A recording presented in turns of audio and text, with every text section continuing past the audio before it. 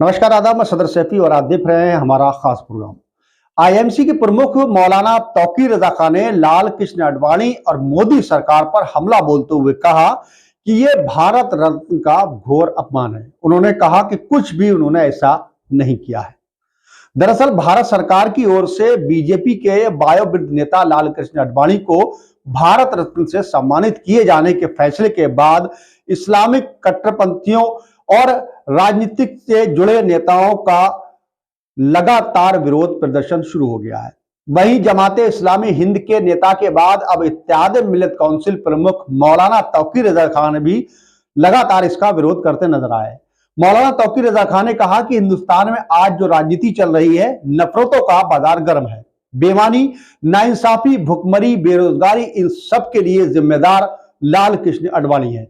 यह भारत रत्न का घोर अपमान है। तौकीर रजा खान ने धमकी भरे अंदाज में कहा कि लाल कृष्ण आडवाणी ने देश को बांटने और नफरत फैलाने का काम किया है, क्यों उन्हें सम्मान मिलना चाहिए। वहीं उन्होंने कहा कि देश प्रेम की वजह से मुस्लिमों ने सब्र किया होगा। हमारे नौजवान अगर कंट्रोल से बाहर हो गए तो हिंदुस्तान में जंग का माहौल बन जाएगा। मौलाना तौकीर रजा खान ने लाल कृष्ण आडवाणी और मोदी सरकार पर हमला बोलते हुए कहा कि यह भारत रत्न का घोर अपमान है। उन्होंने कहा कि जिसने अच्छे काम किए हो उन्हें भारत रत्न दिया जाना चाहिए, लेकिन लाल कृष्ण आडवाणी ने कोई अच्छा काम नहीं किया है तो सरकार उनको ये क्यों दे रही है। मौलाना तौकीर रजा खान ने आगे कहा कि मुसलमान डरा हुआ नहीं है। मुसलमान नहीं चाहता है कि मुल्क में फिरका परस्ती का माहौल बने। मुसलमान नहीं चाहता है कि देश में जंग का माहौल बने, मस्जिदें तोड़ दी जाएं, मुसलमान की लिंचिंग की जाए, उनकी बेइज्जती कर दी जाए, उनकी बेटियों को गुमराह कर दिया जाए। इसके अनुसार सभी मुस्लिम अपने देश से प्यार करते हैं, वो किसी से डरते नहीं और ये सब देश प्रेम की वजह से सब्र किए हुए हैं।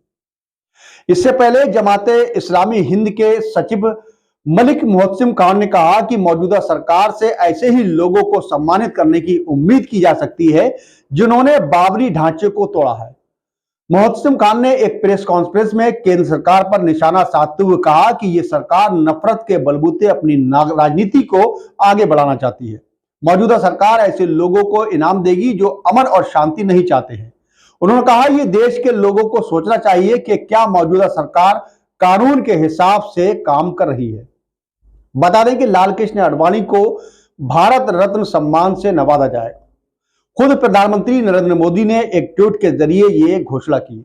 उन्होंने कहा कि उन्हें यह बताते हुए खुशी हो रही है कि पूर्व उप प्रधानमंत्री लाल कृष्ण आडवाणी को भारत रत्न से सम्मानित किया जाएगा। पीएम मोदी ने भाजपा के वयोवृद्ध नेता से बात करके उन्हें इनके लिए बधाई भी दी है। वहीं इत्तेहाद मिल्लत काउंसिल यानी आईएमसी के प्रमुख मौलाना तौकीर रजा खान ने एक बार फिर से देश में चल रहे कई मुद्दों पर अपनी राय रखी। इस दौरान उन्होंने केंद्र सरकार पर जमकर हमला बोला। तौकीर रजा खान ने कहा कि बाबरी मस्जिद को शहीद किया गया और 3000 और मस्जिदों की लिस्ट बनाई जा चुकी है। तौकीर रजा खान ने अपनी प्रेस कॉन्फ्रेंस में जेल भरो आंदोलन की शुरुआत करने को कहा है।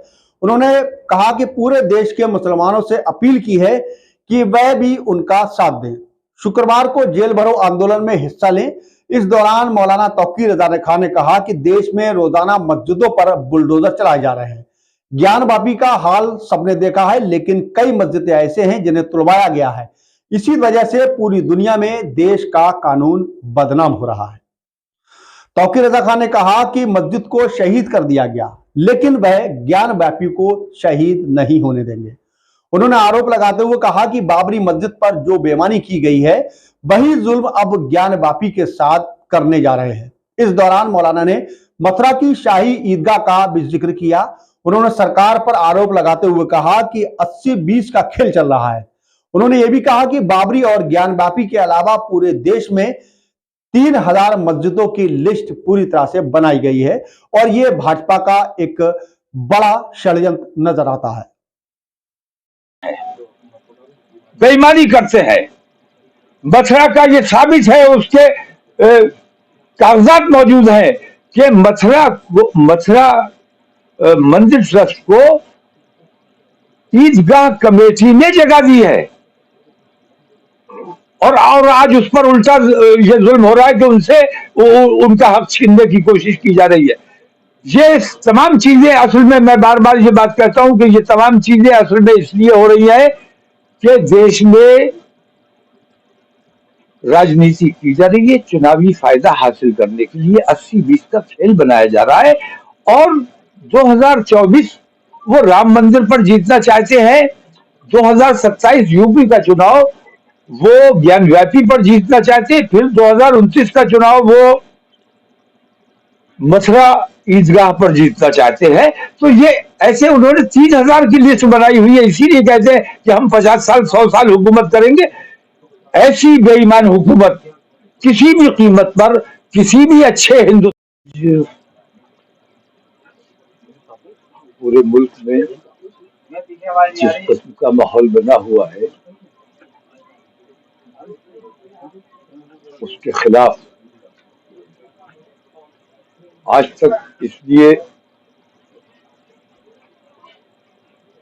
कोई एक्शन नहीं लिया गया, कोई एक रिएक्शन मुसलमानों की तरफ से इसलिए नहीं दिया गया कि हमारे रिएक्शन देने से फसाद होने का अंदेशा है। लेकिन हमारी खामोशी को, हमारे देश प्रेम को, हमारी बुज़दिली समझा गया। मजबूरन आज हमें ये फैसला लेना पड़ा है, क्योंकि जिस किस्म का माहौल विश्व हिंदू परिषद और बजरंग दल हिंदुस्तान